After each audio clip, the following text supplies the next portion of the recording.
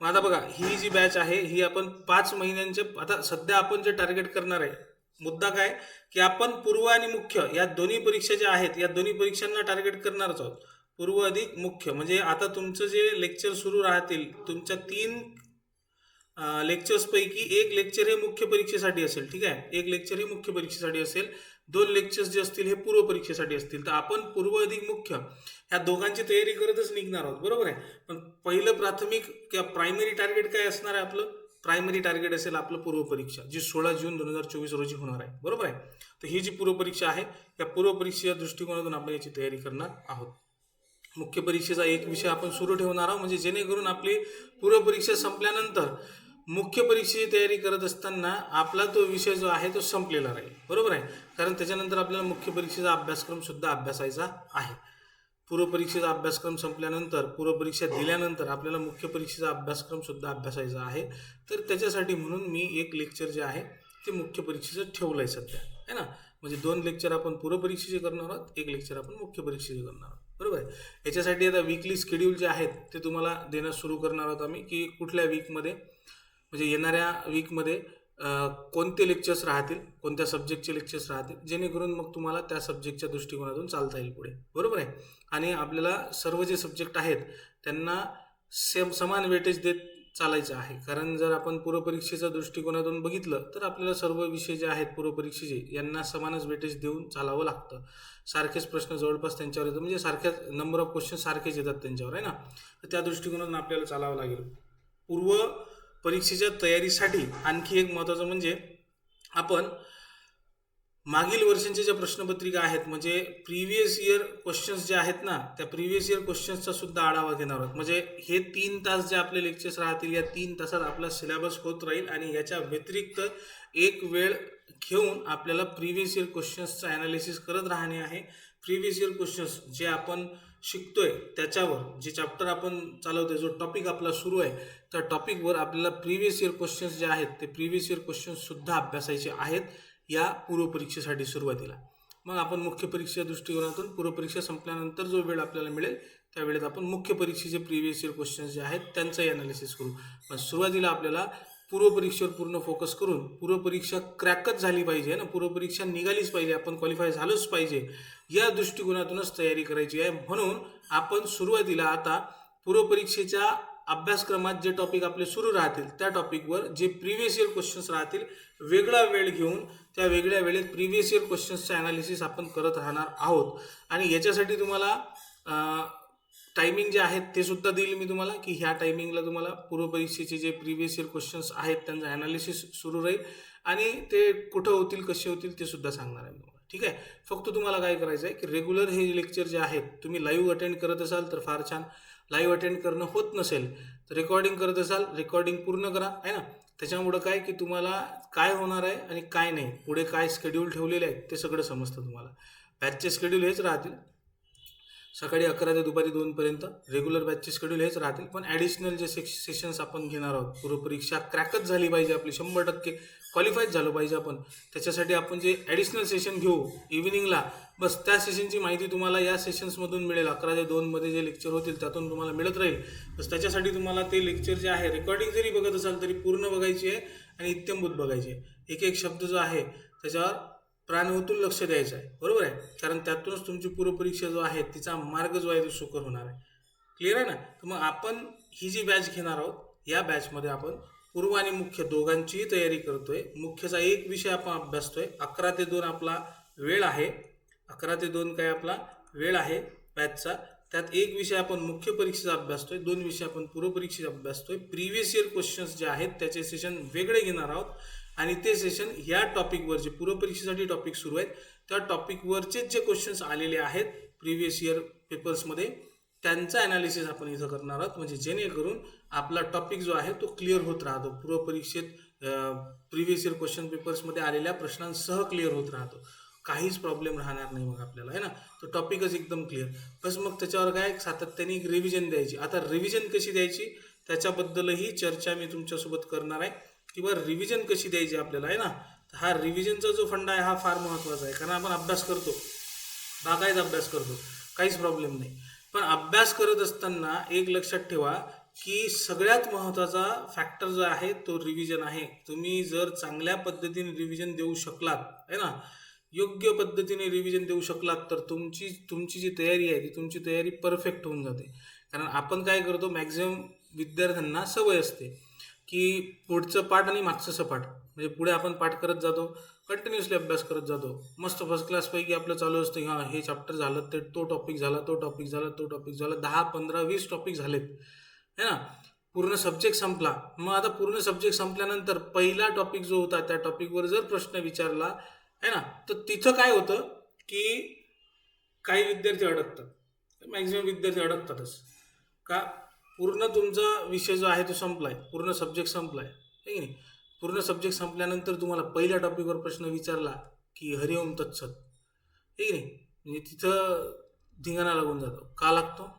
त्याचं कारण आहे की आपण कंटिन्युअसली अभ्यास करत गेलो, एक एक टॉपिक संपत गेलो आणि आपल्याला असं वाटतं की बा आपण आता पहिला टॉपिक जो आहे त्या टॉपिकवरचे प्रश्नाचे उत्तर सुद्धा देऊ शकतो, पण तसं होत नाही. का? आपण सातत्याने पुढे पुढे पुढे पुढे पुढे काय करत गेलो, वाचत गेलो, पाठ करत गेलो, पाठांतर करत गेलो, पण आपलं मागचं विसरत गेलो ना आपण. कारण कारण आपली रिव्हिजन नाही. तर ती रिव्हिजन जी नाही त्याच्यामुळं मग ऐन परीक्षेच्या वेळेस, कारण हे 20 टॉपिक कंप्लीट करायला, 20-25 टॉपिक एका सब्जेक्टमधले ते कंप्लीट करायला तुम्हाला परीक्षेपर्यंतचा वेळ लागला असेल, 2 महिने 3 महिने लागले असतील. मग त्याच्यानंतर तुम्ही 3 महिन्यानंतर मागे वळून बघितल्यानंतर लक्षात आलं की पहिला टॉपिक जो आहे त्याच्यावरचा जो 25% भाग आहे तो आठवतो, 75% भाग तर निघून गेला. म्हणजे त्याच्यावर प्रश्न आले तर मग त्या प्रश्नाचं उत्तर देता येत नाही आहे. बरोबर आहे. का होतं याचं? रिव्हिजन नाही. ही रिव्हिजन फार महत्त्वाची आहे आणि ही रिव्हिजन जी आहे ही फ्रिक्वेंटली करावी लागते. म्हणजे याची एक फ्रिक्वेन्सी ठरवावी लागते, एक वेळ ठरवावा लागतो आहे की नाही, की सातत्याने इतक्या दिवसानंतर मला किंवा सप्ताहातून एक दिवस मला रिव्हिजनसाठीच ठेवायचा आहे, सप्ताहातून एक दिवस मला रिव्हिजनच करायचे. रोज रिव्हिजन करतो म्हटलं तर काही दिवस होईल तुमच्याच्याने. हा सप्ताहभर अभ्यास सुरू केल्यापासून एक सप्ताह, 1 वीक, 2 वीक, 15 दिवस, 30 दिवस, 1 महिना रोज रिव्हिजन करू शकाल तुम्ही. पण जसं जसं रिव्हिजन करण्यासाठी तुमचे चॅप्टर जे आहे ज्यांचा अभ्यास तुम्ही वाढवताय, 5 चॅप्टर 10 चॅप्टर झाले की 10 चॅप्टरची रिव्हिजन एका दिवसात नाही करू शकणार ना तुम्ही. किंवा मग एका दिवसात तुम्ही त्या 10 चॅप्टरची रिव्हिजन करायला गेलातही, मग त्या दिवशीच अभ्यास करायचा आहे तो राहील ना. म्हणून तुम्हाला काय करावं लागेल, एक फ्रिक्वेन्सी ठरवावी लागेल. काय? की रिव्हिजन करत असताना सप्ताहाचा एक दिवस ठरवून घ्यायचा. रिव्हिजन करत असताना काय करायचं, सप्ताहाचा एक दिवस ठरवून घ्यायचा. हा, वीक मधला एक दिवस ठरवून घ्यायचा. संडे आहे, इन द सेन्स एक मिनिट, जसं की बा संडे आहे, ठीक आहे. संडे काय असणार आहे, तर संडे बा आमचा जो आहे रविवार, या दिवशी आपण अभ्यास नाही करणार, आपण पुढचं काहीच पाठ नाही करणार, अभ्यास नाही करणार. या दिवशी फक्त आणि फक्त आपण काय करायचे असणार आहे, रिव्हिजन करायचे असणार आहे, सर्व रिव्हिजन. आता रिव्हिजन करण्यासाठी म्हणून काय सगळं जसच्या तसं वाचत नाही का? नाही. रिव्हिजन करण्यासाठी तुम्हाला नोट्स ज्या आहेत ना त्या नोट्स कामाला पडतात. आता या नोट्स कुठून येतील, तर काही नोट्स आम्ही देऊ, ठीक आहे, म्हणजे आम्ही नोट्स देऊच तुम्हाला. पण एक लक्षात घ्या, आम्ही तुम्हाला ज्या नोट्स देऊ त्या नोट्ससह तुम्हाला स्वतःच्या शॉर्ट नोट्स सुद्धा बनवाव्या लागतील. हां, ह्या शॉर्ट नोट्स ज्या असतात की नाही, शॉर्ट नोट्स आहेत किंवा आम्ही दिलेल्या नोट्स आहेत, त्यात पॉईंट हायलाइटेड केलेले राहतील तुम्ही, आहे की नाही.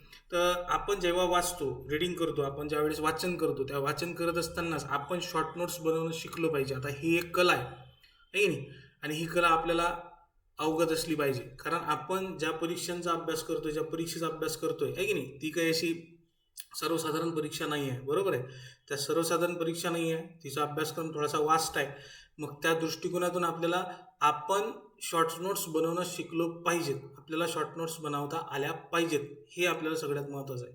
आपण जर शॉर्ट नोट्स बनवणं नाही शिकलो, आपल्याला त्या बनवता नाही आल्या, तर आपल्याला रिव्हिजन करता येत नाही. सगळ्यात महत्त्वाचा फॅक्टर आहे कुठल्याही परीक्षा तयारीत आणि लवकर यशस्वी होण्याच्या मार्गात अडथळा विद्यार्थ्यांसाठी हाच आहे, रिव्हिजन. प्रॉपर रिव्हिजन नाही तर तुम्ही कुठलीही परीक्षा पास करू शकत नाही बंधू, हे लक्षात घ्या, ठीक आहे. तुमची प्रॉपर रिव्हिजन जी आहे, अभ्यास तर करावाच लागेल, अभ्यासासोबत प्रॉपर रिव्हिजन जी आहे ती करावी लागेल. जर प्रॉपर रिव्हिजन करू शकला नाहीत तर तुम्ही लवकर यशस्वी होऊ शकत नाही. कारण लवकर यशस्वी होण्यासाठी ज्या पायऱ्या लागतात त्या पायऱ्यांपैकी एक पायरी आहे रिव्हिजन, आणि मग ती रिव्हिजन जी आहे ती महत्त्वाची होते. आम्ही दिलेल्या नोट्स आणि तुम्ही बनवलेल्या शॉर्ट नोट्स यांचा एकत्रित वापर करून मग शॉर्ट नोट्स बनवणं आपल्याला आलं पाहिजे. जर येत नसेल तर आपण ते शिकलं पाहिजे, है ना. आणि त्याच्यासाठीच म्हणून की आम्ही क्लास चालू असताना जे काही फॅकल्टी ज्या आहेत तुम्हाला ज्या काही इन्स्ट्रक्शन्स देतील त्या इन्स्ट्रक्शन्सवर लक्ष ठेवा.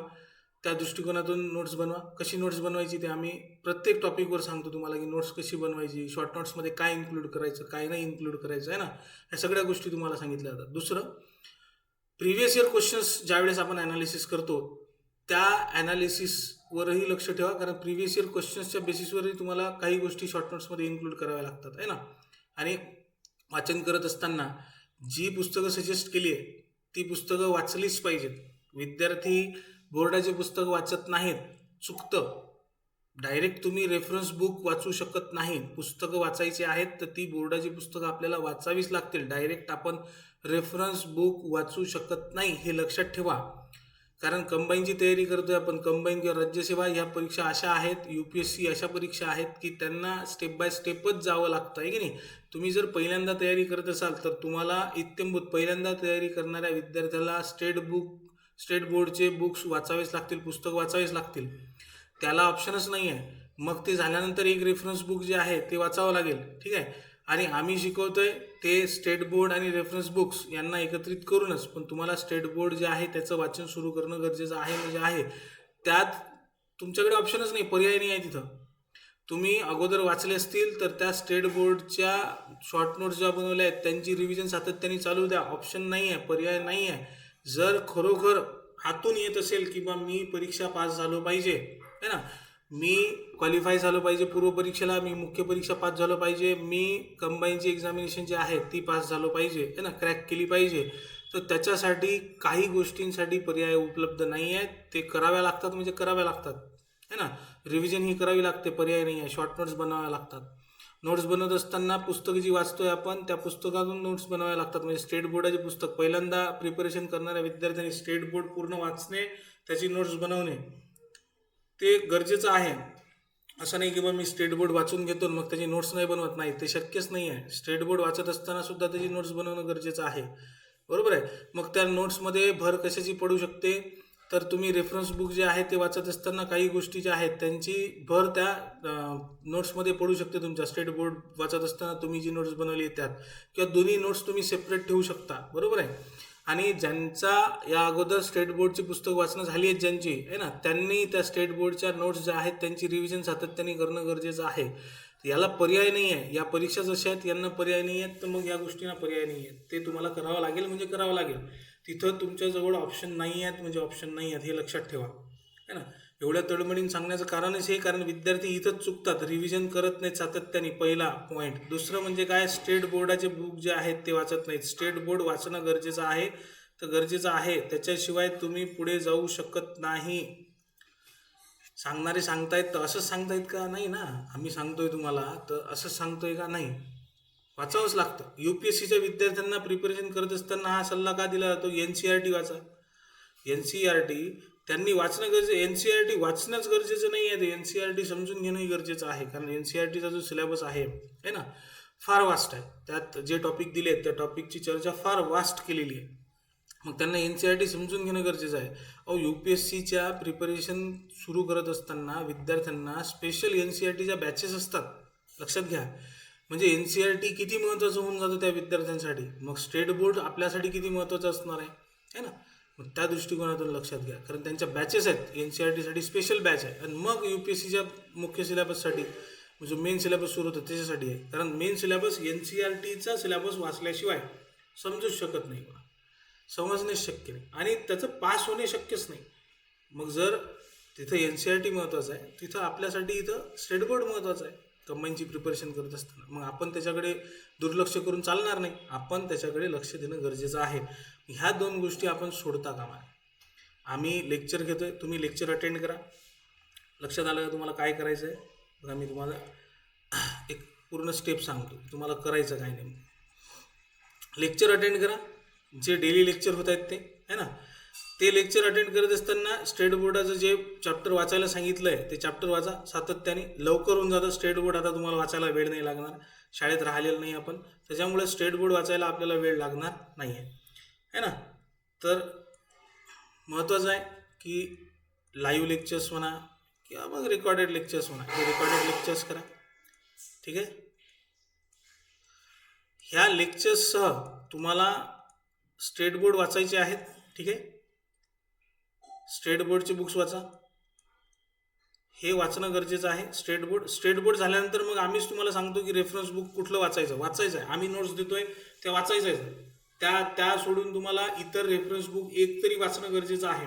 कारण काय, आम्ही शिकवत असताना state board plus reference book ह्या दोघांतून शिकवणार आहे. आम्ही तुमचं एक्सप्लेनेशन कंप्लीट करणार आहे. तुम्हाला कुठंच असं होणार नाही आहे की मी सर स्टेट बोर्डमध्ये हे वाचलंय किंवा मग रेफरन्समध्ये हे वाचलंय आणि तुमच्या लेक्चरमध्ये हे झालेलं नाही आहे. नाही, आम्ही त्याच्यापेक्षा जास्तच तुम्हाला एक्सप्लेनेशन देऊ, आम्ही त्याच्यापेक्षा जास्तच पुढे तुम्हाला नेऊन सोडू. पण इत्यंभूत वाचन जे आहे त्या वाचनासाठी तुम्हाला स्टेट बोर्ड, रेफरन्स बुक आणि आमच्या नोट्स यांना वाचावंच लागेल. एक एक जे आहे ते रीडिंग द्याव्याच लागतील तुम्हाला. आणि हे वाचत असताना आपल्या शॉर्ट नोट्स बनवाव्याच लागतील. आहे ना. आणि एक फ्रिक्वेन्सी ठरवायची आहे आपल्याला, की आपण फ्रिक्वेन्सी म्हणजे काय, एक सातत्याने ठरवायचं आहे की मी दर संडेला म्हणा, मंडेला म्हणा, जेव्हा तुम्हाला शक्य होईल, सप्ताहातून एक दिवस मी फक्त रिव्हिजन करणार आहे. ठीक आहे. फक्त रिव्हिजन करणार आहे. जे काही माझं झालंय, जो अभ्यास मी केलाय त्या अभ्यासाची मला रिव्हिजन करायची आहे. कारण माझं असं नाही झालं पाहिजे की पुढे पाठ आणि मागं सपाट, आहे ना. माझं सातत्याने मागं जे झालेलं आहे त्यातून प्रश्न जर आलेत तर मला तेही आलं पाहिजे. मागचं माझं विसरता कामा नाही, त्याच्यासाठी मला रिव्हिजन करायचे, तर ते सुद्धा करणार आहे मी. आणि पुढचा जो अभ्यास आहे, सप्ताहातील 6 दिवस मी पुढचा अभ्यास करणार आहे. 7व्या दिवशी, दर सप्ताहात 7व्या दिवशी मी आत्तापर्यंत जो काही अभ्यास केलाय त्याची सातत्याने मी रिव्हिजन करणार आहे. बरोबर आहे. एक दिवस पूर्ण जर दिला तर रिव्हिजन चांगल्या पद्धतीने होऊन जाते. त्या दिवशी आपल्याला अभ्यास करायचाच नाही, त्या दिवशी फक्त आपल्याला रिव्हिजन करायची आणि 6 दिवस कंटिन्यू आपल्याला अभ्यास करायचा. रिव्हिजनची फ्रिक्वेन्सी असणं गरजेचं आहे. हा पॉईंट जो आहे, रिव्हिजन हा पॉईंट जो आहे, हा सगळ्यात महत्त्वाचा आहे. जर रिव्हिजन नाही केली तर तुम्हाला पूर्वपरीक्षाच पास करणं शक्य नाही. तर मुख्य परीक्षेकडे जाऊच नका. रिव्हिजन नाही केली तर पूर्वच नाही निघत, मुख्यकडे जाऊच नका. रिव्हिजन हा सगळ्यात महत्त्वाचा फॅक्टर आहे. बोर होत असलं तरी रिव्हिजन करणं गरजेचं आहे. किती वेळेस वाचन झालेलं असलं तरी रिव्हिजन करणं गरजेचं आहे. रिव्हिजन अत्यंत महत्त्वाची आहे. पण रिव्हिजन करत असताना आपल्या शॉर्ट नोट्स तयार असल्या पाहिजे. कारण रिव्हिजन करत असताना आपण एक एक शब्द, एक एक अक्षर जसं तसं वाचणार नाही आहे ना. त्याच्यासाठी आपल्याला शॉर्ट नोट्स तयार असणं गरजेचं आहे ना. शॉर्ट ट्रिक्स तयार असणं गरजेचं आहे. त्या ट्रिक्स ज्या आहेत त्या आम्ही सांगू तुम्हाला. ट्रिक्सची चिंता तुम्ही नाही करायची, ट्रिक्सची चिंता आमच्याकडे. ट्रिक्स आम्ही सांगणार आहे. शॉर्ट नोट्स स्वतःच्या प्रिपेअर करणं तुमचं काम आहे. स्वतःच्या नोट्स प्रिपेअर करणं याच्यासाठी महत्त्वाचं, कारण आपण ज्यावेळेस रायटिंग मेथडचा वापर करतो अभ्यास करत असताना, त्यावेळेस जास्त कालावधीसाठी आपला केलेला अभ्यास आपल्या लक्षात राहतो, आहे ना. आणि त्या आपण बनवलेल्या नोट्स असतात म्हणून त्या समजून घ्यायला सुद्धा आपल्याला सहज शक्य असतात. इतरांनी बनवलेल्या नोट्स ज्या आहेत त्या समजून घेणं, शॉर्ट नोट्स त्या समजून घेणं सहज शक्य नसतं. तिथं जास्त कालावधी द्यावा लागतो. आपल्या स्वतःच्या नोट्स समजून घेणं सहज शक्य असतं. म्हणून या दृष्टिकोनातून, या पायऱ्यातून आपल्याला जाणं गरजेचं आहे. ह्या 5 महिन्यांमध्ये तुम्हाला फक्त एवढंच करायचं आहे की daily live lectures, recorded lectures करायचे. स्टेट बोर्ड वाचून घ्या, रेफरन्स बुक आम्ही सांगतो त्या वाचा, आमच्या नोट्स वाचून घ्या. हे सगळं वाचायचं आहे तुम्हाला. शॉर्ट नोट्स स्वतःच्या बनवायचे, ट्रिक्स आम्ही देऊ, शॉर्ट नोट्स स्वतःच्या बनवायचे आणि सातत्याने सप्ताहातून एक दिवस तरी आपल्याला फक्त रिव्हिजन करायचे. दुसरं काहीच नाही करायचं, फक्त रिव्हिजन करायचे. 6 दिवस अभ्यास, 1 दिवस रिव्हिजन, झालं, संपलं. आणि प्रिव्हियस इयर क्वेश्चन पेपर्स जे आहेत त्याचे सेशन आम्ही घेणार आहोत. त्याचे सेशन्स जे आहेत, त्यांचे ॲनालिसिस जे आहेत, ते ॲनालिसिस तुम्हाला अटेंड करायचे आहेत, है ना. त्यांचा चांगला अभ्यास करायचा आहे. प्रत्येक लेक्चर अटेंड करायचं तुम्हाला, प्रिव्हियस इयर क्वेश्चन पेपरचं सुद्धा आणि डेली लेक्चर जे होत आहेत 3 तासाचे ते सुद्धा. हे सगळं केलं तर तुमची पूर्वपरीक्षाही निघेल आणि पुढची मुख्य परीक्षा जी आहे तिचा मार्गही सुकर होईल. मुख्य परीक्षासुद्धा निघेल. म्हणजे तुम्ही कंबाईन ग्रुप बी, ग्रुप सी क्रॅक करू शकाल, है ना, 100%.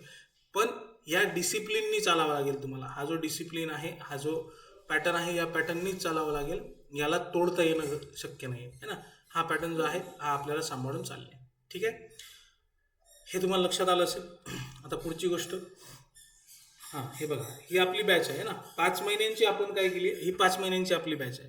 या 5 महिन्यांच्या बॅचमध्ये काय काय होईल, कसं कसं होईल आणि कशा पद्धतीने तुम्हाला आणि मला दोघांना एकत्रित अभ्यास करत जायचा आहे.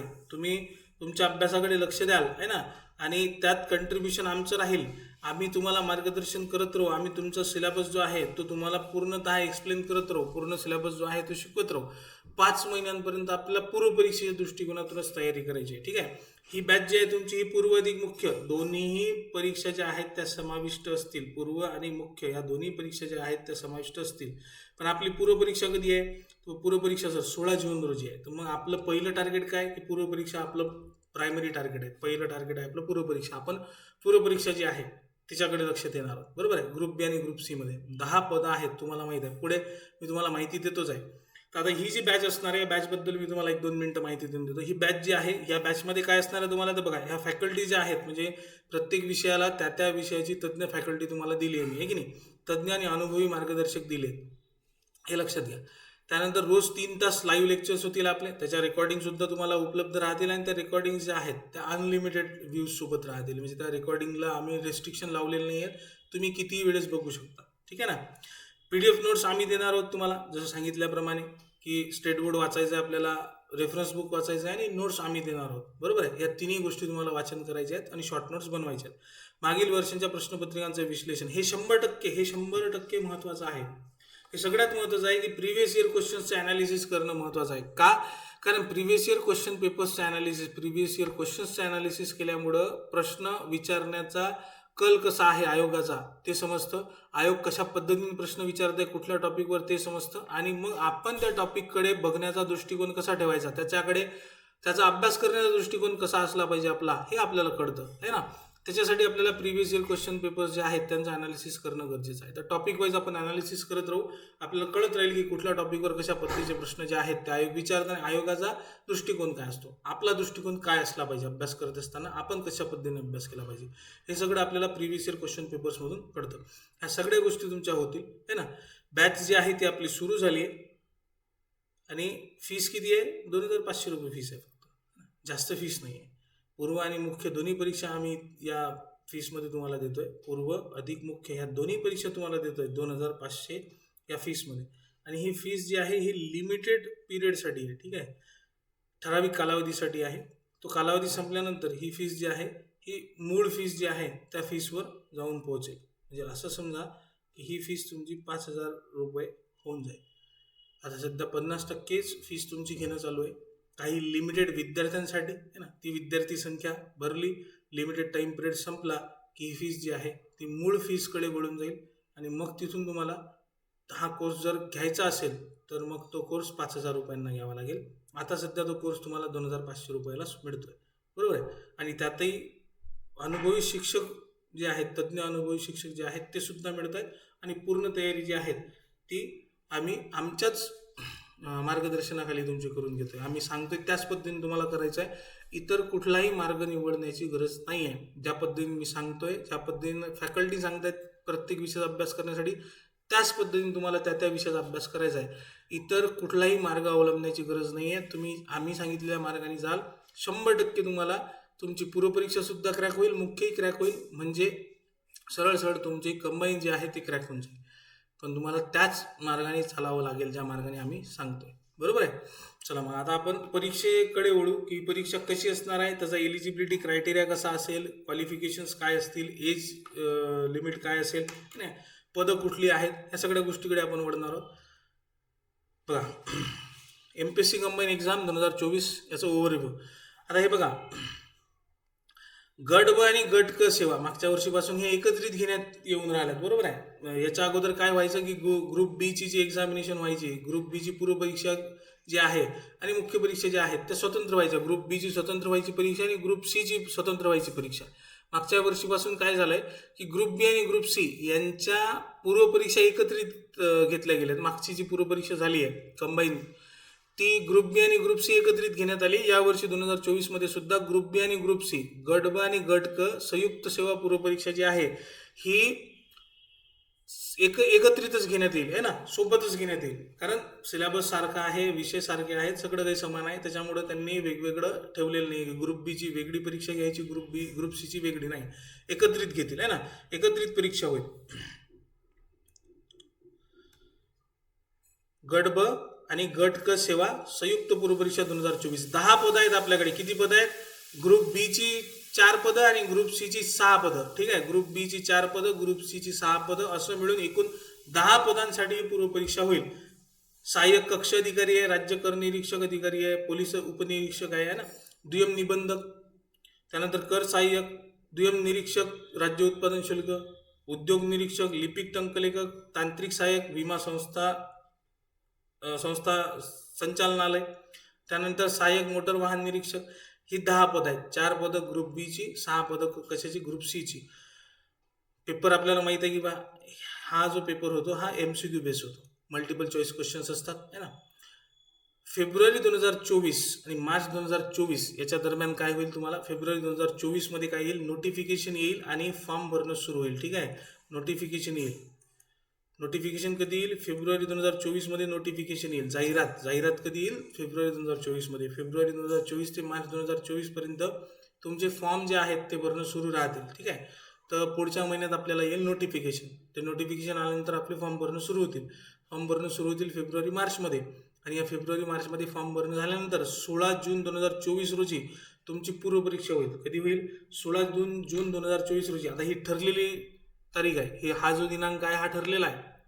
आणि या ठरलेल्या वेळेवरच आयोग जे आहे ते काय करतं, पूर्वपरीक्षा घेतं. तर 16 जून 2024 रोजी पूर्वपरीक्षा ठरलेली आहे, ती 16 जून 2024 रोजीच होईल.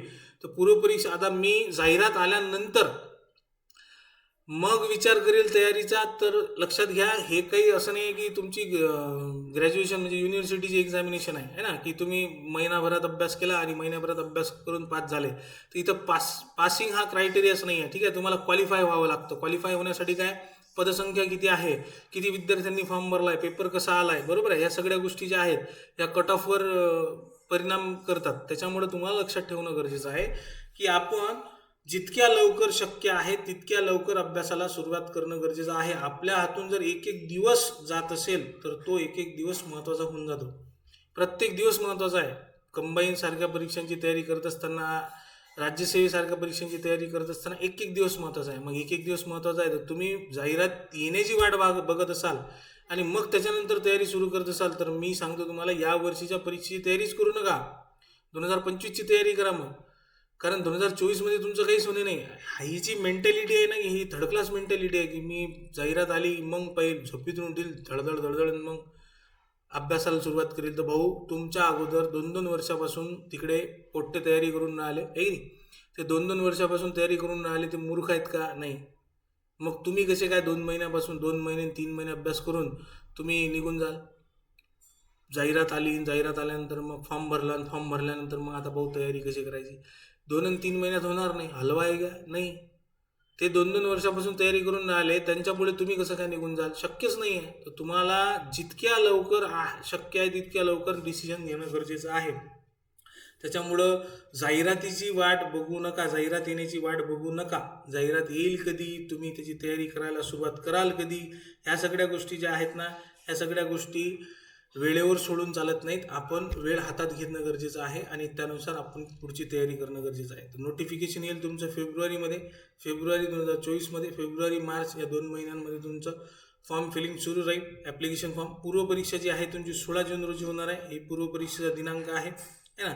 आणि ऑगस्ट 2024 मध्ये रिझल्ट लागणार आहे. पूर्वपरीक्षेचा जो निकाल असणार आहे तो कधी लागणार आहे, तो रिझल्ट लागणार आहे तुमचा ऑगस्ट 2024 मध्ये. हे सगळे इंग्रजीतून दिसत असेल तुम्हाला, पण आपले जे लेक्चर्स आहेत ते इत्थंभूत मराठी माध्यमातूनच होतील आहे ना. ऑगस्ट 2024 मधून तुम्हाला काय होणार आहे, आता हे जे आहे ही कटिंग आहे कशाची, आयोगाने जो टाइम टेबल दिला आहे त्या टाइम टेबलची ही कटिंग आहे. ठीक आहे, तर हे मी मनाने तयार केलंय का, नाही, हे आयोगाने दिलंय. आयोगाने जो टाइम टेबल दिलाय 2024चा, जो शेड्यूल दिलाय, कॅलेंडर दिलंय 2024चं, त्या कॅलेंडरची कटिंग आहे ना. तर रिझल्ट तुमचा ऑगस्ट 2024 मध्ये लागेल, पूर्वपरीक्षेचा निकाल. आणि पूर्वपरीक्षेचा निकाल तिथं लागल्यानंतर मुख्य परीक्षा कधी होण्याची शक्यता आहे, तर मुख्य परीक्षा सप्टेंबरमध्ये मुख्य परीक्षा होण्याची शक्यता आहे ना. ऑक्टोबर मध्ये मुख्य परीक्षा होण्याची शक्यता आहे, लक्षात ठेवा. म्हणून एक विषय आपण काय करतोय, कारण बघा जून मध्ये हे झाल्यानंतर आपल्याकडे जो वेळ आहे त्या वेळेत आपल्याला मुख्य परीक्षा सुद्धा अभ्यास करायचा. म्हणून आपण काय करतोय की हे जे 3 तास आपण बॅचचे घेतोय, या 3 तासांमध्ये आपण 2 तास पूर्वपरीक्षेच्या विषयांकडे, 2 तास आपण काय करतोय पूर्वपरीक्षा विषयांकडे, आणि 1 तास आपण डेडिकेटेड केला आहे मुख्य परीक्षेच्या विषयाकडे. ठीक आहे. तर पूर्वपरीक्षेचे जे विषय आहेत तेच विषय तुम्हाला मुख्य परीक्षेला सुद्धा आहे. हा 1 तास सेपरेट त्या विषयासाठी आहे जो फक्त मुख्य परीक्षेला आहे. जसं की आता आपण मराठी व्याकरण सुरू करणार, मराठी व्याकरण फक्त मुख्य परीक्षेला आहे. ठीक आहे. तर इथं आपल्याकडे हा लोड नसला पाहिजे है ना, कारण आपल्याला हे जे पूर्वपरीक्षेला अभ्यास करतोय आपण विषय हे मुख्य परीक्षेला सुद्धा असतील, पण त्यांचा सिलेबस वाढलेला असेल, त्यांचा आवाका वाढलेला असेल. तर पूर्वपरीक्षेत जो अभ्यास आपण करू त्यालाच पुढे न्यायचा आपल्याला, त्याच विषयांना आणखी पुढचे टॉपिक जे आहेत ते अटॅच करायचे आहेत आणि पुढे न्यायचं आहे. म्हणून आपण अभ्यास करत असताना 2 तास अधिक 1 तास असा रेशो दिलाय. बरोबर आहे. तर एक वेळ हे मराठी व्याकरण इंग्रजी व्याकरण संपलं की मग आपण परीक्षेकडे वळतोच.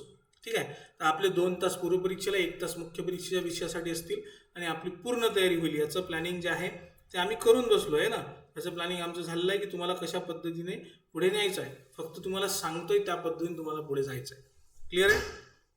तर लक्षात आलं की बस 16 जून रोजी आपली पूर्वपरीक्षा आहे. फेब्रुवारीमध्ये आपलं नोटिफिकेशन येईल. 16 जूनला पूर्वपरीक्षा आहे. ऑगस्टमध्ये रिझल्ट लागेल. सप्टेंबर ऑक्टोबरमध्ये आपली मुख्य परीक्षा असू शकते. बरोबर आहे. त्यानंतर इलिजिबिलिटी क्रायटेरिया, क्वालिफिकेशन काय असणार आहे. तर क्वालिफिकेशन प्रत्येकाला माहीत आहे की क्वालिफिकेशन काय असतं. ग्रॅज्युएशन तुमचं काय लागतं, ग्रॅज्युएशन. तुमचं कुठल्याही स्ट्रीममधून ग्रॅज्युएशन कंप्लीट असेल तर तुम्ही काय करू शकता, कंबाईनची एक्झामिनेशन देऊ शकता. बरोबर आहे. तर ज्यांचं ग्रॅज्युएशन कंप्लीट झालेलं आहे किंवा जे फायनल इयर अपियर करतात ग्रॅज्युएशनचं, ते सुद्धा ही परीक्षा जी आहे ती देऊ शकतात. बरोबर आहे. पूर्वपरीक्षा जी आहे ती देऊ शकतात. आणि पूर्वपरीक्षा संपल्यानंतर तुमचा रिझल्ट येत असेल तर मग काही प्रॉब्लेमच नाही आहे. मग तुम्हाला मुख्य परीक्षेला अपियर करता येतं, पूर्वपरीक्षा क्वालिफाय झालात तर, आणि मुख्य परीक्षा सुद्धा देता येऊ शकते. म्हणजे ग्रॅज्युएशन झाल्याबरोबर तुमचं जॉब जो आहे कंबाईन जी आहे तुमची क्रॅक झालेली असू शकते आणि जॉब तुमच्या हातात असू शकतो. म्हणजे इकडे ग्रॅज्युएशन झालं, तिकडे सरकारी नोकरी खिशात आहे ना. एज क्रायटेरिया हा सगळ्यात महत्त्वाचा आहे. 4 पदांसाठी मी इथं घेतला आहे ना. म्हणजे मिनिमम एक एज जी आहे ते आपल्याला लक्षात येते. मिनिमम एज काय लक्षात येते हे लक्षात घ्या. जसं ASO साठी 18 वर्ष वय. ठीक आहे. त्यांनी काय म्हटलंय, ASO साठी काय म्हटलंय, 18 वर्ष मिनिमम एज आहे आणि 38 मॅक्सिमम एज आहे. कॅटेगरी वाईज जी रिलॅक्सेशन दिले जाते तर रिलॅक्सेशन मिळून 43 वर्ष वय होऊन जातं. ठीक आहे. STI साठी मिनिमम एज आहे 19, मॅक्सिमम 38. एज रिलॅक्सेशनसह 43 वर्ष. PSI साठी 19, मॅक्झिमम 31च आहे ना. आणि एज रिलॅक्सेशनसह 34 वर्ष दिले आहेत. सब रजिस्ट्रारसाठी 19 वर्ष, मॅक्झिमम 38 वर्ष, आणि अप्पर एज रिलॅक्सेशन सह किती आहे 43 वर्ष. म्हणजे मिनिमम एज क्रायटेरिया जो आहे जवळपास सगळ्याच पदांचा हा 18 वर्ष आहे. ठीक आहे. आणि जास्तीत जास्त किती तर तुमचं 38 वर्ष. फक्त PSI या कॅटेगरीतून वगळून टाका. PSI या पदासाठी तुम्हाला मॅक्झिमम एज लिमिट दिली 31 वर्ष. ठीक आहे. कारण इथं फिजिकल फिटनेस जी आहे ती महत्त्वाची होऊन जाते आणि फिजिकल फिटनेस महत्त्वाची होते म्हणून तुम्ही 38 वर्ष जे आहे ते मॅक्झिमम एज ठेवू शकत नाही. कारण 38 वर्षाची व्यक्ती जी आहे त्याची फिजिकल फिटनेस जी आहे ती तितकी असणार नाही जितकी 31 वर्षापर्यंतच्या व्यक्तीची असते. तुम्ही लक्षात घ्या, हे जे खेळाडू आहेत हे खेळाडू 35, 36, 37 वर्ष वय झाल्यानंतर रिटायर होऊन जातात. तो खेळ जो आहे त्या खेळाला कंटिन्यू करत नाहीत. का कंटिन्यू करत नाहीत? कारण बॉडीची जी फ्लेक्झिबिलिटी आहे ना ती राहत नाही तेवढी. बॉडी तेवढी फ्लेक्झिबल राहत नाही. पण 36, 37, 38 झाले की हे काय करतात, रिटायरमेंट घेऊन टाकतात. आणि एंटर करायचं जे वय असतं ते वय सगळ्यात चांगलं काय 20, 22, 24 आहे ना. ह्या वयात बॉडी फ्लेक्झिबल जास्त राहते. जास्त चांगल्या पद्धतीने हे काय करू शकतात, खेळू शकतात. पण त्याच्यानंतर 35च्या पुढे वय जायला लागलं की फ्लेक्झिबिलिटी कमी व्हायला लागते, खेळता येत नाही है ना. म्हणजे 35च्या पुढे गेलेले खेळाडू काय करतात, रिटायरमेंट घेऊन टाकतात. कारण बॉडी तेवढी फ्लेक्झिबल राहत नाही. म्हणून PSI सारख्या पदांसाठी फिजिकल फिटनेस महत्त्वाचा आहे. म्हणून मॅक्झिमम एज काय दिलं 31 वर्ष आहे ना. तर इतर पदांसाठी तुम्ही सुद्धा हे कन्सिडर करू शकता की बाबा मिनिमम 18 वर्ष वय आणि मॅक्झिमम 38 वर्ष वय. PSIला सोडून द्या, फिजिकल फिटनेस जिथे लागते ते सोडून द्या. तर हा एक जनरल एज क्रायटेरिया आहे तुमचा. एज रिलॅक्सेशनसह हा वाढतो, 43 वर्षापर्यंत हा चालला जातो. बरोबर आहे. क्लिअर आहे. नेक्स्ट, नंबर ऑफ अटेम्प्ट्स हा एक महत्त्वाचा फॅक्टर आहे. कारण याच्यावर प्रश्न विद्यार्थी विचारतात. जे नवीन विद्यार्थी येतात ते विद्यार्थी याच्यावर प्रश्न विचारतात, सर अटेम्प्ट्स किती देऊ शकतो, नंबर ऑफ अटेम्प्ट्स किती देऊ शकतो. तर बघा UPSC सारखं यांनी काही क्रायटेरिया ठरवलेला नाही आहे की एका विद्यार्थ्यांनी कुठल्या कॅटेगरीच्या विद्यार्थ्यांनी किती अटेम्प्ट द्यायचे असं काहीच ठरवलेलं नाही आहे.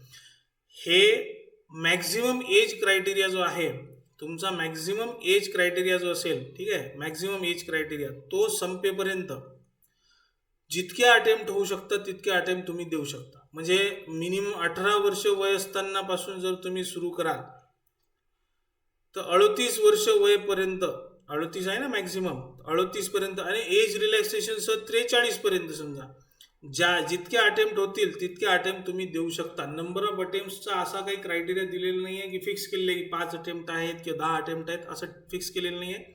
एज क्रायटेरिया जो आहे मॅक्झिमम तो अचीव होत नाही किंवा मॅक्झिमम एज क्रायटेरियापर्यंत तुम्ही पोहोचत नाही तोपर्यंत तुम्ही काय करू शकता, एक्झामिनेशन देऊ शकता. पण याचा अर्थ हा नाही की भरपूर वेळ आहे आपल्याकडे, देत राहू पाहत राहू, नाही. जितक्या लवकर शक्य आहे तितक्या लवकर आपल्याला काय करायचे आहेत, एक्झाम क्रॅक करायचे आहेत आणि आपली नोकरी जी आहे, आपला जो जॉब आहे, गव्हर्नमेंट जॉब जो आहे तो आपल्याला अचीव करायचा आहे. बरोबर आहे. हे लक्षात ठेवा, नंबर ऑफ अटेम्प्ट्स मॅक्झिमम दिलेल्या नाही आहेत म्हणून चलने दो असं काही करण्यात अर्थ नाही आहे की नाही, चालू द्या आहे की नाही, प्रयत्नांती परमेश्वर, मार्च नाही तर ऑक्टोबर असं करण्यात काही अर्थ नाही आहे. कारण मग काय की सातत्याने त्यातला इंटरेस्ट निघत जातो आहे ना, आणि एका कालावधीनंतर आपल्यावर ज्या जबाबदाऱ्या पडतात घरच्या, तर त्या जबाबदाऱ्यामुळे आपण लक्ष देऊ शकत नाही अभ्यासाकडे. मग आपल्याला आपल्या घरच्या जबाबदाऱ्यांकडे लक्ष द्यावं लागतं. मग जे वय असतं काहीतरी करायचं, काहीतरी अचीव करायचं, ते वय निघून जायला लागतं. मग त्याच्यामुळं जेव्हा आपण अभ्यासाला सुरुवात करतो तेव्हाच इतक्या सिरियसली आणि इतक्या डेडिकेटेडली, इतक्या कॉन्फिडेंटली डेडिकेटेडली अभ्यास करायला पाहिजे. इतकं समर्पण असलं पाहिजे, डेडिकेशन इतकं असलं पाहिजे की जास्तीत जास्त 1-2 वर्षात आपलं जे पद आहे ते पद निघालं पाहिजे, आपली पोस्ट जी आहे ती निघाली पाहिजे. 4-4, 5-5 वर्ष तेच ते घेऊन बसण्यात अर्थ नाही, कारण मग त्याच्यानंतर जबाबदाऱ्या यायला लागतात, घरचे बोर होतात, डोकं खराब होऊन जाते घरच्यांचं आहे की नाही. ते पाहून बोर होतात. 4 झाले, 5 वर्ष झाले, 6 वर्ष झाले, याला नाही परीक्षा पास करता येऊन राहिली, नाही याला नोकरी भेटून राहिली, नाही ह्या प्रायव्हेट सेक्टरने नोकरी करत, याचा खर्च आपल्यालाच करावं लागते, हा लेखादा ढोल्या झाला 35 वर्षाचा आहे की नाही. ह्या सगळ्या गोष्टी ज्या आहेत की नाही, ह्या त्यांच्या डोक्यात चालत राहतात आणि मग ते तुमच्या डोक्यावर बसतात आणि तांडव करायला लागतात की बाबू झालं बस झालं ना, लग्नाचं वय निघून चाललं तरी तू हे पेपर देणं चालूच आहे, तुला नोकरी लागून नाही राहिली, तू लागते कधी नोकरी, तू लग्न कधी करशील आहे की नाही. लग्न डोकं खराब करून टाकतात घरचे. मग नोकरी नाही, तू कमावत नाही काही आहे की नाही, तुझा खर्च तुझ्या जान झेपत नाही, तू पुढच्याचा खर्च कसा करशील, बरोबर आहे, घर कसं चालवशील, बस झालं ना आम्हीच पोसून राहिलो तुले, तू कधी आम्हाला पोसशील. ह्या सगळ्या गोष्टी ज्या आहेत ह्या सगळ्या गोष्टी डोक्यावर बसायला लागतात. त्याच्यामुळं जेव्हा वेळ असतो हातात त्यावेळेस पूर्ण डेडिकेशन सोडून द्यायचं, बाकी सगळं काहीच नाही आपल्या आयुष्यात, दुसरं काहीच नाही बा, आपल्याला फक्त अभ्यास आहे आणि येणारी परीक्षा बस एवढंच आहे. एक वेळ हे झालं, ह्या क्रॅक झाल्यात एक्झाम आहे ना, एक पोस्ट निघाली, आपण सरकारी नोकरीवर लागलो, आपलं सगळं सारखं झालं, मग काय नोकरी भेटते, छोकरी भेटते, सगळंच भेटते, मग टेन्शन घ्यायचं काम नाही राहत. आलं लक्षात. म्हणून डेडिकेशन फार महत्त्वाचं आहे. कमीत कमी वेळेत आपण पास झालं पाहिजे, पोस्ट निघाली पाहिजे, हे लक्षात ठेवा. आता सगळ्यात महत्त्वाचा मुद्दा येतो तो म्हणजे सिलेबस. आणि इथं फक्त मी प्रिलिम्सच्या सिलेबसबद्दल चर्चा केली आहे, मुख्यचा सिलेबस सध्या मी चर्चेत घेतलेला नाही आहे आणि तो आपल्याला सध्या चर्चेत घ्यायचा सुद्धा नाही आहे, आवश्यकताच नाही आहे सध्या चर्चेत घेण्याची. आपण फक्त प्रिलिम्सकडे फोकस करणार आहोत आणि प्रिलिम्सचाच अभ्यास जो आहे तो लक्षात ठेवायचा आहे. सब्जेक्टचे नाव इंग्रजीत दिले आहेत, याचा अर्थ हा नाही की इंग्रजीतून सिलेबस शिकवणार आहे का तुम्ही, नाही. महाराष्ट्रात आहोत आपण, मराठीतूनच सिलेबस शिकणार आहोत, मॅक्झिमम विद्यार्थी मराठीतूनच पेपर देतात. करंट अफेअर्स, चालू घडामोडी, काय चालू घडामोडी. आता याचा अभ्यास करत असताना असं नाही की न्यूजपेपर काढला आणि सर मग ते न्यूजपेपर जे आहे ते वाचत बसले 2-2, 3-3 तास, अर्थ नाही आहे. फालतूच्या गोष्टी आहेत की न्यूजपेपर काढा वाचा. मी म्हणतो जर इतर लोक मॅगझिन बनवत आहेत आहे नाही, मंथली मॅगझिन येत आहेत, साप्ताहिक येत आहेत आहे ना, चालू घडामोडींवर आधारित नोट्स, आता इंटरनेटचा वापर तुम्ही सर्रास करता, बरोबर आहे, कित्येक वेबसाईट्सवर तुमच्यासाठी चालू घडामोडींच्या नोट्स पडलेल्या असतात, रोजच्या डेलीच्या चालू घडामोडी आहेत आहे की नाही, त्या नियमित रोजच्या चालू घडामोडी ज्या आहेत त्यांच्या नोट्ससुद्धा पडलेल्या असतात, साप्ताहिक चालू घडामोडीच्या PDF ज्या आहेत त्या पडलेल्या असतात, फ्री ऑफ कॉस्ट आहेत. मग त्याचा वापर करा. काही न्यूजपेपर वाचण्याची गरज नाही, त्यातून स्वतः नोट्स काढत बसण्याची गरज नाही. ह्या सब्जेक्टसाठी तुम्हाला वेगळं काही करण्याची गरज नाही. मॅगझिन घ्या, साप्ताहिक घ्या आणि ते वाचत राहा सातत्याने. त्या सातत्याने वाचनातून चालू घडामोडी क्लिअर होऊन जातात. त्याच्यासाठी वेगळा 2-3 तासाचा वेळ रोज नका देऊ. रोज न्यूजपेपर काढून बसाल, डोकं खराब नका करू. कारण हा विषय जो आहे ऑनेस्ट सल्ला आहे हा. फार जास्त मी काही तुम्हाला हे नाही करणार की बा नाही न्यूजपेपर काढून वाचणं गरजेचं आहे, 2 तास 3 तास लागले तरी चालतील पण न्यूजपेपर वाचाच, काही गरजच नाही आहे ना. इतर लोक वाचतायत आणि तुमच्यासाठी नोट्स तयार करतायत, तुम्ही त्या वाचा ना.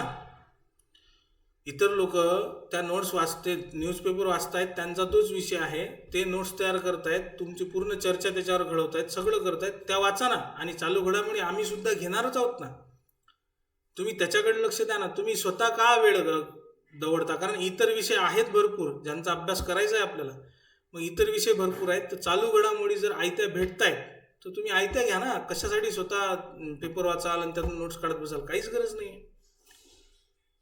तुम्हाला माहित आहे का की नोट्समध्ये काय समाविष्ट करायचं चालू घडामोडीच्या? नाही ना, सोडून द्या. आम्ही आहोत, इतर लोक आहेत, त्यांच्या साप्ताहिक वाचा, त्यांचे मॅगझिन वाचा, आमचे लेक्चर्स करा, बस संपलं. बाकी काहीच करू नका. चालू घडामोडीसाठी इतर गोष्टी करू नका. मी तुम्हाला सरळ सरळ सल्ला देतो है ना, सोपा सल्ला आहे. कारण जास्त डोक्याला त्रास देण्यात काही अर्थ नाही ना. हां, आता दुसरा विषय काय? पॉलिटी म्हणजे भारतीय राज्यव्यवस्था. याच्यात आपलं भारतीय संविधान सुद्धा येतं. भारतीय राज्यव्यवस्था, भारतीय संविधान सुद्धा येईल. तर याच्यावर लेक्चर्स आपले होतील, बट ऑब्व्हियसली याचा अभ्यास होईल. इतिहास आहे, इतिहासात काय होणार आहे? तर इतिहास जो आहे, हा इतिहास जो आहे याच्यावर लक्ष ठेवा. हा जो इतिहास आहे या अभ्यासक्रमावर इतिहासाच्या एक वेळ लक्ष ठेवा. काय की आधुनिक भारताचा इतिहास तर आहे, पण सगळ्यात जास्त प्रश्न कशावरून येतात बा? आधुनिक भारताच्या इतिहासावर येतात का? नाही. हे बघा, महाराष्ट्राचा इतिहास, ठीक आहे, आणि त्यातल्या त्यात प्रश्न जे आहेत, महाराष्ट्राचा इतिहास जो आहे त्याच्यावर प्रश्न येतीलच, पण त्यातल्या त्यात प्रश्न सगळ्यात जास्त कशावर येतात? समाज सुधारक. हे सगळ्यात पहिले करून ठेवणं गरजेचं आहे. ठीक आहे, इतिहासाचा अभ्यास करत असताना तुम्हाला महाराष्ट्रातील समाज सुधारक, महाराष्ट्राचा इतिहास आणि आधुनिक भारताचा इतिहास यांना अभ्यासणं गरजेचं आहे. ठीक आहे, आधुनिक भारताचा इतिहास. आता हे ज्या वेळेस प्रत्येक फॅकल्टी तुम्हाला त्या विषयाचा परिचय करून देईल, त्यावेळेस ते सांगतीलच तुम्हाला की कोणता अभ्यास कसा करायचा, कोणत्या विषयाचा अभ्यास, त्याचे घटक किती असणार आहेत, काय असणार आहेत, हे सगळं सांगतील. मी तुम्हाला जस्ट सांगतोय, इतिहास हा 3 भागात विभागला गेला आहे आपला. आधुनिक भारताचा इतिहास, महाराष्ट्राचा इतिहास आणि समाज सुधारक. तर सगळ्यात जास्त प्रश्न कशावर विचारले जातात? तर सगळ्यात जास्त प्रश्न आतापर्यंत विचारले गेलेत समाज सुधारकात, मग महाराष्ट्राचा इतिहास आहे की नाही, आणि मग त्याच्यानंतर आधुनिक भारताच्या इतिहासावर प्रश्न विचारले जातात. तर इतिहासावर प्रश्न विचारले जातात, पण इतिहास 3 भागात विभागला जातो. समाज सुधारक हे अत्यंत महत्त्वाचं आहे, ते करून ठेवणं गरजेचं आहे. त्यानंतर महाराष्ट्राचा इतिहास आणि मग आधुनिक भारताचा इतिहास. ठीक आहे, तर इथून सुरुवात होते आपली. हे लक्षात ठेवा की तुम्हाला कोणते टॉपिक महत्त्वाचे आहेत, काय आहेत, हे इतिहासाचे शिक्षक ज्यावेळेस तुमचं लेक्चर सुरू करतील इतिहास, त्यावेळेस ते तुम्हाला अभ्यासक्रम समजून सांगत असताना सगळं समजून सांगतील की कुठले टॉपिक महत्त्वाचे आहेत, कुठले समाजसुधारक आहेत, त्या समाजसुधारकांवर प्रश्न कसे येतात, काय येतात, ते सगळं समजून सांगतील. आणि त्याच दृष्टिकोनातून तुम्हाला शिकवतील सुद्धा की जे अत्यंत महत्त्वाचं आहे ते सगळ्यात पहिले घेण्यात येईल, आणि जसं जसं वेटेज कमी होईल एखाद्या टॉपिकचं, तो टॉपिक शेवटी घेण्यात येईल. बरोबर आहे, हे लक्षात ठेवा. असाच अभ्यासक्रम जो आहे, असा अभ्यासक्रम आपल्याला भूगोलाचा सुद्धा अभ्यासावा लागतो. ठीक आहे, भूगोलाच्या अभ्यासक्रमात सुद्धा असं होऊन जातं की भूगोलातही महाराष्ट्राचा जो भूगोल आहे त्या महाराष्ट्राच्या भूगोलावर जास्त भर दिलेला आहे. कशावर जास्त भर दिला आहे? महाराष्ट्राच्या भूगोलावर जास्त भर दिला आहे. जॉग्राफी म्हणजे भूगोल, आणि इथंही भूगोल जो आहे भारताच्या भूगोलासह महाराष्ट्राचा भूगोल, तर इथं सगळ्यात जास्त भर कशावर आहे? महाराष्ट्राचा भूगोल, महाराष्ट्र. तर महाराष्ट्राचा अभ्यास तुम्हाला जास्त करावा लागेल, महाराष्ट्राच्या भूगोलाचा. तुमचं जे भूगोलचं लेक्चर आहे हे भूगोलचं लेक्चर जास्त सुरू होऊन जाईल. ठीक आहे, हे जे भूगोलचं लेक्चर सुरू होईल, आता उद्याचे लेक्चर होतील टॉपिक वाईज, त्यात भूगोलचं लेक्चर असणारच आहे. तर भूगोलचं जे लेक्चर असणार आहे त्यात भूगोलचे शिक्षक तुम्हाला अभ्यासक्रम समजून सांगतीलच, आणि दुसरं महत्त्वाचं म्हणजे महाराष्ट्राच्या भूगोलापासूनच सुरुवात करतील. कारण सगळ्यात जास्त प्रश्न भूगोलावर जे येतात ते महाराष्ट्राच्या भूगोलावरच प्रश्न येतात, आहे की नाही.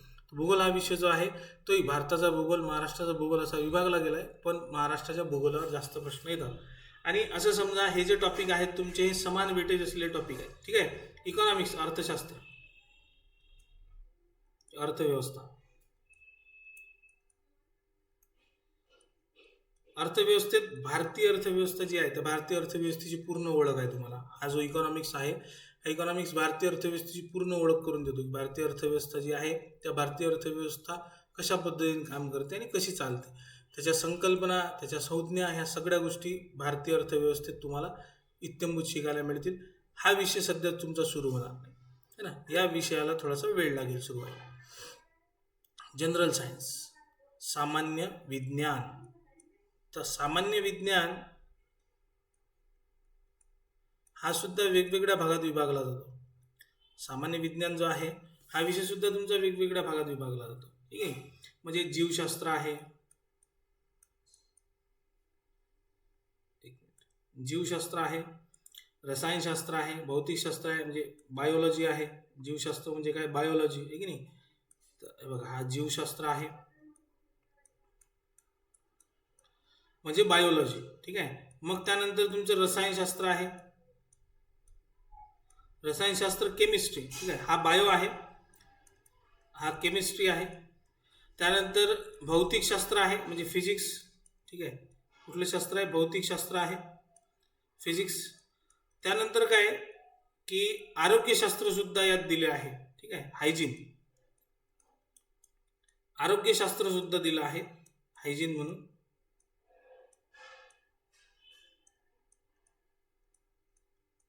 ह्या 4 भागात आपल्याला अभ्यास करायचा आहे सामान्य विज्ञानाचा. विज्ञान या विषयाचा अभ्यास आपल्याला किती भागात करायचा आहे, 4 भागात करायचा आहे. फिजिक्स, केमिस्ट्री, बायोलॉजी आणि हायजीन. म्हणजे भौतिकशास्त्र आहे तुमचं, रसायनशास्त्र आहे, जीवशास्त्र आहे, त्यानंतर हायजीन आहे. आता हे जे जीवशास्त्र आहे या जीवशास्त्रालाही 2 भागात विभागलं जातं. ठीक आहे, हा जो जीवशास्त्र आहे या जीवशास्त्रालाही 2 भागात विभागून आपण अभ्यास करतो बायोलॉजीचा. ठीक आहे, एक आहे वनस्पतीशास्त्र, या वनस्पतीशास्त्राचा अभ्यास करतो आपण, आणि दुसरं आहे प्राणीशास्त्र. ठीक आहे, प्राणीशास्त्र म्हणजे एक आहे बॉटनी आणि एक आहे झुलॉजी. ठीक आहे, हा जो आहे वनस्पतीशास्त्र बॉटनी आणि हा आहे झुलॉजी प्राणीशास्त्र. ठीक आहे, म्हणजे एकूण इत्यंभूत आपण जर पाहिलं तर 5 भागात विभागणी होती. 5 भागात विभागणी होती किंवा वनस्पतीशास्त्र, प्राणीशास्त्र यांचं मिळून जीवशास्त्र हे वेगवेगळं अभ्यासाचं असतं आपल्याला. वनस्पतीशास्त्र वेगळं, प्राणीशास्त्र वेगळं. मग त्यानंतर रसायनशास्त्र आहे, केमिस्ट्री, भौतिकशास्त्र आहे, फिजिक्स, आणि आरोग्यशास्त्र आहे, हायजीन.